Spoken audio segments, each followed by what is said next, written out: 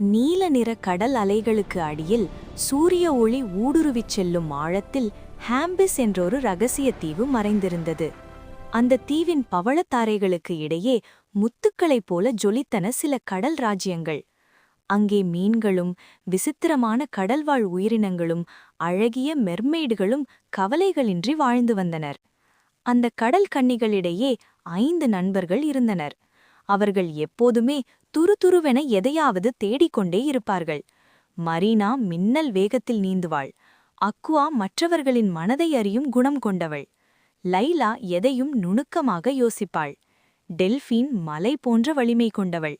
அவர்கள் அடிக்கடி தங்களின் எல்லையை தாண்டி புதிய கடல்களையும் விசித்திரமான தீவுகளையும் சுற்றி பார்ப்பதை வழக்கமாக வைத்திருந்தனர். அப்படித்தான் ஒருநாள் தங்களின் தோழியான ஏரியலை பார்ப்பதற்காக பக்கத்து ராஜ்யத்திற்கு புறப்பட்டார்கள். உற்சாகமாக பேசிக்கொண்டே நீந்தியபோது கடலின் மேற்பரப்பில் ஒரு பிரம்மாண்டமான அலை எழுந்தது. அதை கண்டதும் மரீனாவுக்கு ஆர்வம் தாங்கவில்லை. இந்த அலையோடு சேர்ந்து நானும் உயிரை செல்லப் போகிறேன் என்று சொல்லிவிட்டு நண்பர்கள் தடுத்தும் கேளாமல் மேலே பாய்ந்தாள். தோழியை தனியே விட முடியுமா? ஆபத்து என்று தெரிந்தும் மற்ற நால்வரும் மரீனாவின் பின்னால் சென்றனர். ஆனால் அந்த அலை அவர்கள் நினைத்ததை விட கொடூரமாக இருந்தது. அது அவர்களை சுழற்றி அடித்து ஒரு இருட்டான ஆழமான பள்ளத்தாக்கிற்குள் தள்ளியது.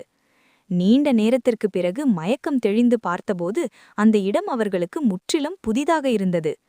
பல கடல்களை கடந்த அவர்களுக்கு இந்த விசித்திரமான பள்ளத்தாக்கு ஒரு பெரும் சவாலாக தோன்றியது. அங்கே ஒரு குட்டி கடல் குதிரை அழுது கொண்டிருப்பதைக் கண்டு அக்வா பதறினாள். "ஏன் அழுகிறாய் குட்டி நண்பா?" என்று கேட்டபோது, "என் பெயர் பபிள்ஸ். எங்கள் ராஜ்யம் மரகத நாணயத்தின் ஒளியால் ஜொலித்துக் கொண்டிருந்தது. ஆனால் அந்த தீய ஆக்டபஸ் சூனியக்காரி அதை திருடிச் சென்று விட்டாள். இப்போது என் ஊரே இருளில் மூழ்கிவிட்டது" என்று அது வருந்தியது. உடனே அந்த 5 நண்பர்களும் பபிள்ஸிற்கு உதவ துணிந்தார்கள்.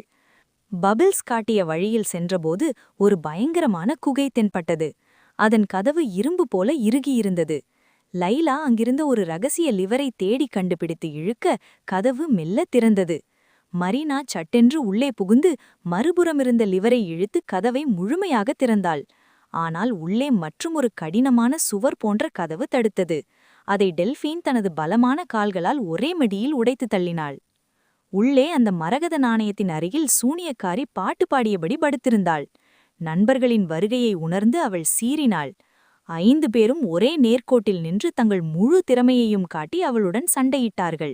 இறுதியில் அந்த நாணயத்தை மீட்டு பபிள்ஸின் ராஜ்யத்தில் கொண்டு போய் அதன் இடத்தில் பொருத்தினார்கள். மீண்டும் அந்த ராஜ்யம் ஒளியால் ஜொலித்தது. "உங்கள் ஒற்றுமையே உங்கள் பலம், அதுவே உங்களை காக்கும்" என்று அந்த ஊர் பெரியவர் வாழ்த்த, நண்பர்கள் மகிழ்ச்சியுடன் மீண்டும் தங்கள் பயணத்தை தொடங்கி ஏரியலை சந்திக்கச் சென்றனர்.